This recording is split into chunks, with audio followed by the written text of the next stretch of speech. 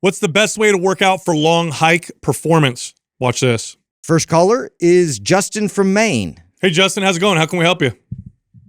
Gentlemen, thank you so much for your time. I appreciate it. I've been listening to the show for the last 4 to 5 years. Going back to probably the early 4 to 500s as far as the shows go. So, everyone kind of feels like family at this point.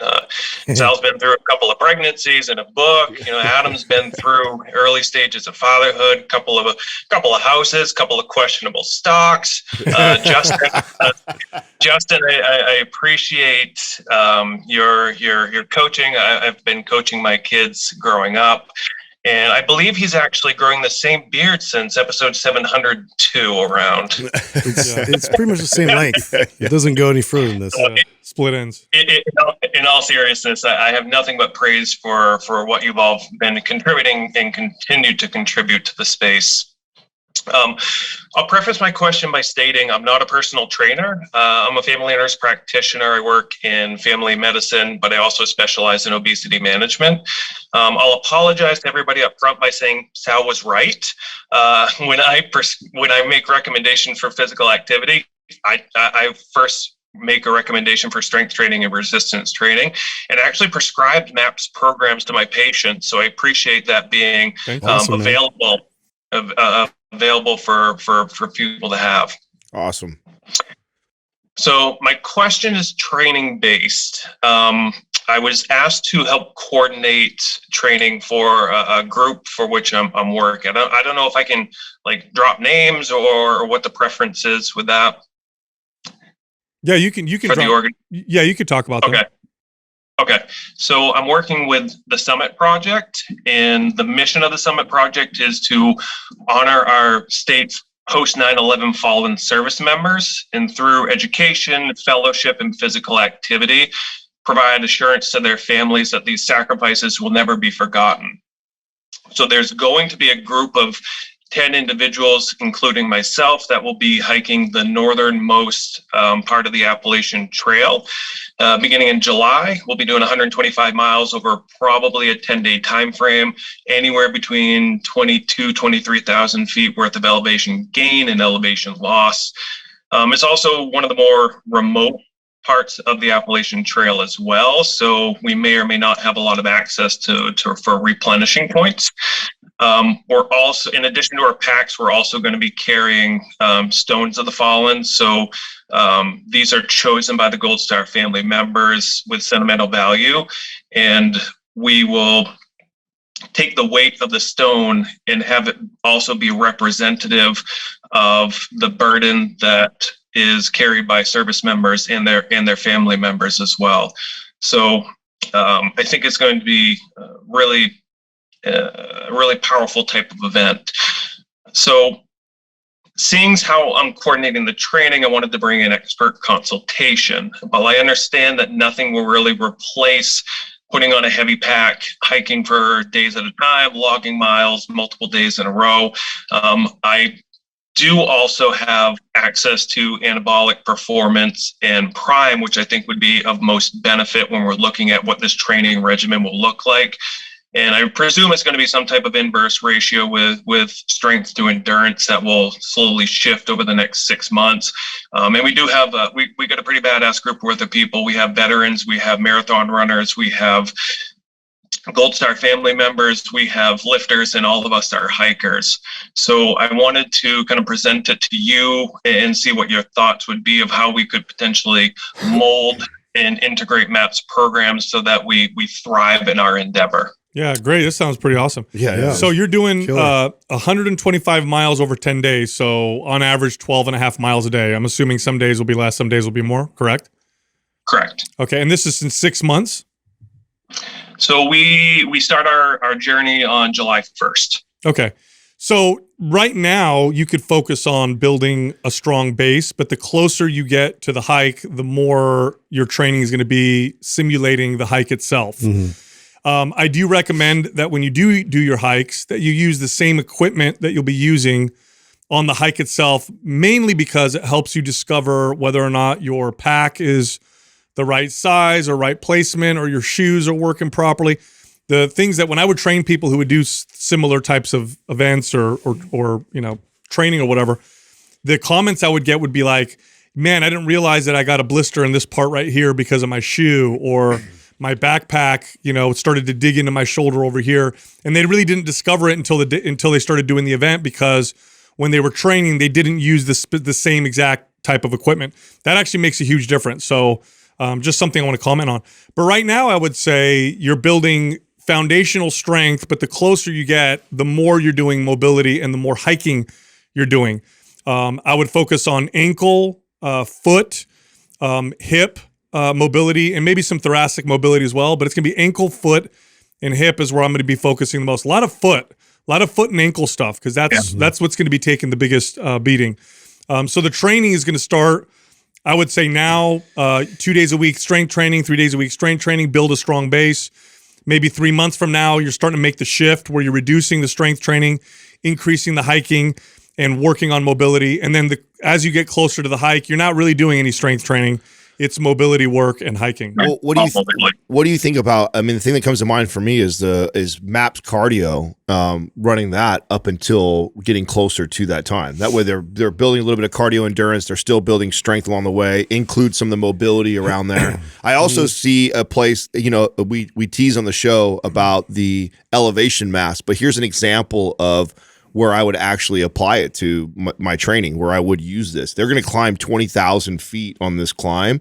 So actually using those mass in their training would actually have some benefit. If you have access to something like that, I would do that potentially. Too. Yeah, so if you're to stack like our MAPS programs, like if you want to build the base, like start with anabolic, move into like performance. One thing with performance, I think that to Sal's point earlier about like foot strength, if you can do like squats barefoot, if you can do farmer carries barefoot, do a lot of walking patterns barefoot, just to get that sort of dexterity and strength even through the toes, through the ankles, and just get a good grounding kind of base to that. So and as well with performance, you get the mobility sessions in between, which is going to be huge for reinforcing and strength. Now, to add to what Justin's saying, because you're going to be working with equipment, right? So to use another example, a power lifter would work with knee wraps and a belt. It would be a good idea for a power lifter to develop good core stability, good stability in his hips, in his ankles, and strength in his knees. But the closer he gets to competition, he needs to get used to training. He or she needs to get used to training in a belt and knee wraps. So your workouts, as you get closer to your hike, you should be wearing the same shoes you're going to be hiking in. Yeah. You should be wearing all the equipment you'll be using when you're hiking, because it's not going to be so much of how good I can perform without the equipment. It's going to be how good can I perform with the equipment that I'll be using, because you're not going to be doing the hike barefoot. And so I want to make that point, because people can sometimes get a little confused and be like, oh, I'm really, really good, barefoot, no equipment. And then they go put the equipment on and their body's not acclimated to all of this equipment. And like I said, I've trained a few people who've done things that are similar. And the biggest challenge for them was the equipment, was the stuff that they were wearing, was the shoes that they had on. They didn't realize that it dug into a particular part of their Achilles or their heel or their foot or whatever. So the closer you get, the more I'd wear the same equipment when I'm working out, when I'm doing mobility, and of course, when I'm hiking. Now, diet-wise, I would want to go into this with a higher body fat percentage. So I'm looking at I want to go in with 15%, 16% body fat percentage. I don't want to go into this 9, 10%. That's not a good idea, because you're not going to be eating a lot. You'll be expending a lot of energy. And, 15, 16% body fat will give you some good energy reserves. So don't go into this shredded. You want to go into this, kind of a healthy body fat percentage, like 15, 16. That's not overweight. It's also not super lean. So run anabolic, run performance, all of them in a bulk, and then transition into what the final, because he's got basically what, 6 months? Yeah, right? 6 months. Yeah, I would go cardio. Maybe cardio, and then maybe just mobility and hiking.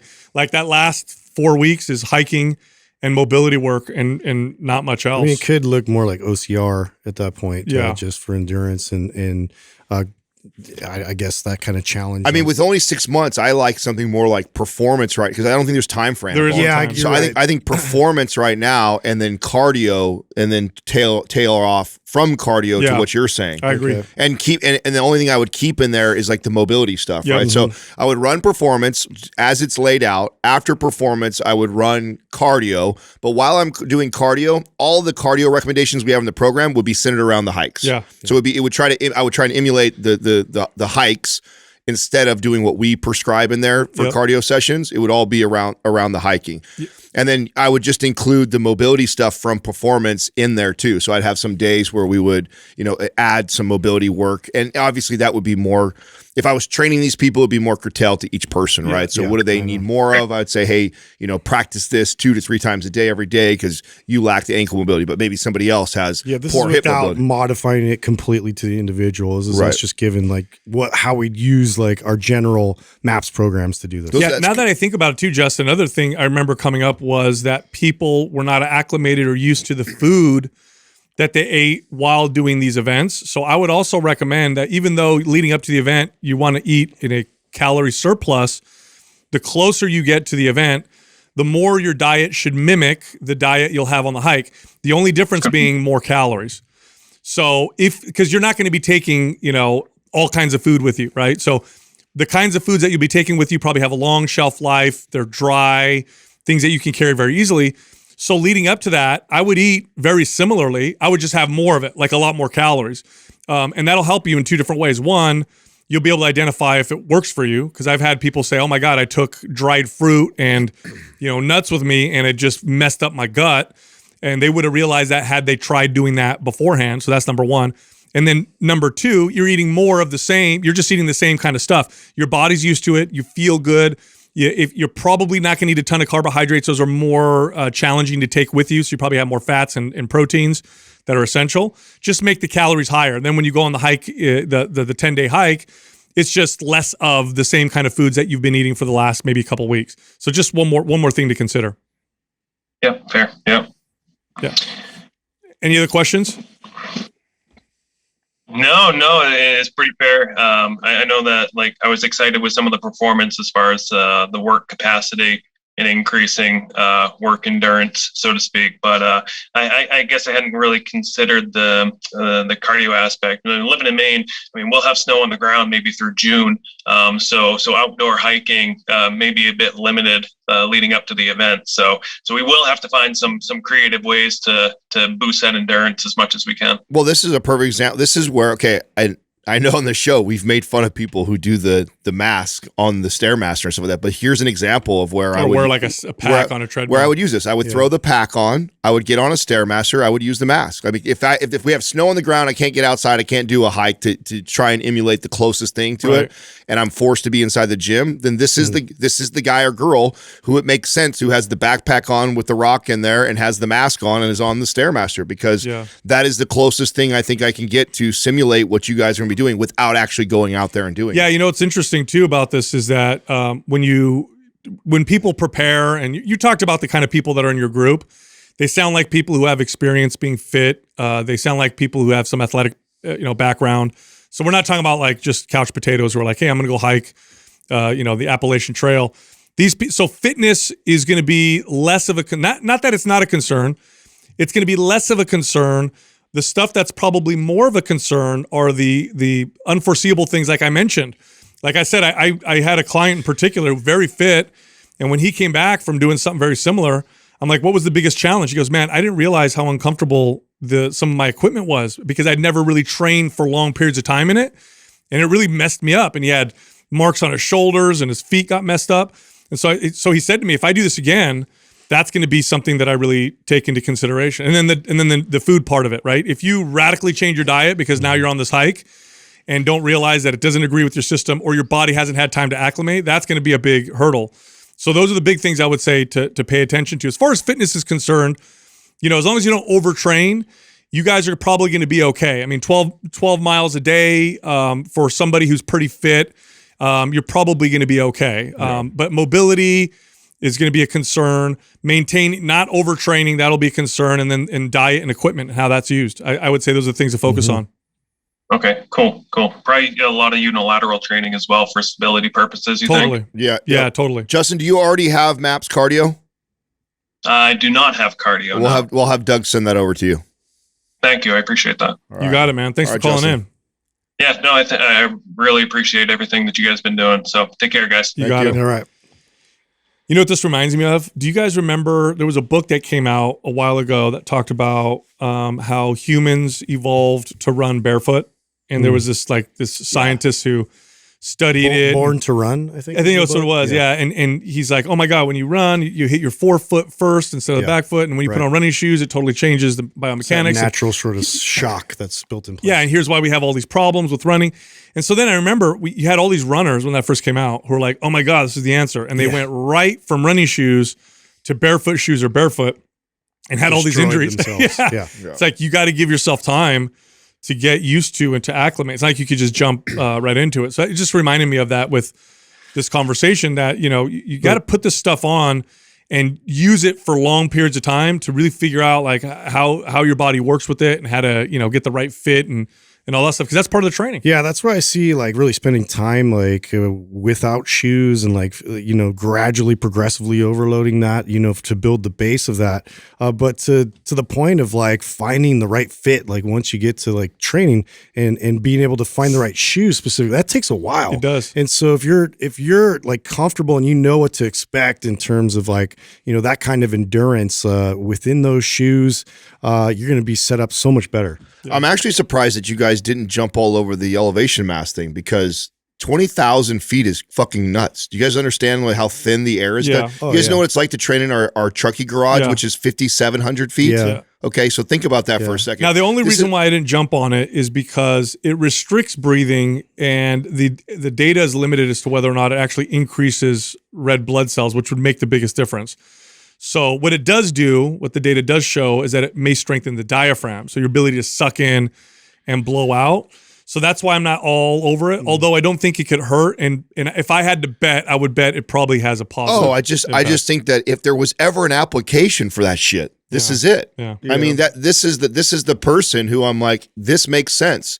This person strapping this on and getting on that Stairmaster is the person who I see goes, okay, this person's about to go from, basically sea level training to 20,000 feet. Bro, that's a huge difference. Yeah. Again, you guys know the difference of what it's like when we go up to the Truckee house that's at 5,700 it's very thin and you're air. gassed doing 10 squats. Yeah. So just think about that for a second. Yeah. This person, it makes sense to actually utilize. I'm wondering that if it starts, I hope the hike starts at a lower elevation and then works its way up. Sure. Yeah, it's got to be, right? Yeah. Of course, it doesn't start at 20,000, but even if you got a climb, they're probably starting at least at 5,000. But if I'm thinking of the biggest challenge of doing this, right? So 12 and a half miles is not a little, but it's not like a ton, right? So, but you're doing that for 10 days.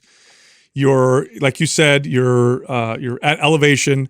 The terrain is probably uneven, so that's a big challenge. And then think about wearing this pack with the boulders that he was talking about. And, day one, you're like, ooh, that's a little sore right there. Ooh, that hurts a little bit. Day 5, you're like, oh my God, I got like no skin left on this part of my foot. No, I think you hit it on the head, especially considering that we probably are speaking to people that are relatively fit. Yeah. already. If you're relatively fit, you can walk for 12 miles. Yeah. There's very few people I know that You can can't get through it. that can't hike for 12 miles that are relatively fit already. So, okay, if we're going to train this person, the gear is probably one of the biggest things that will be an annoyance. Yeah. 100%. The only thing I know he was kind of alluding to, like the unilateral training.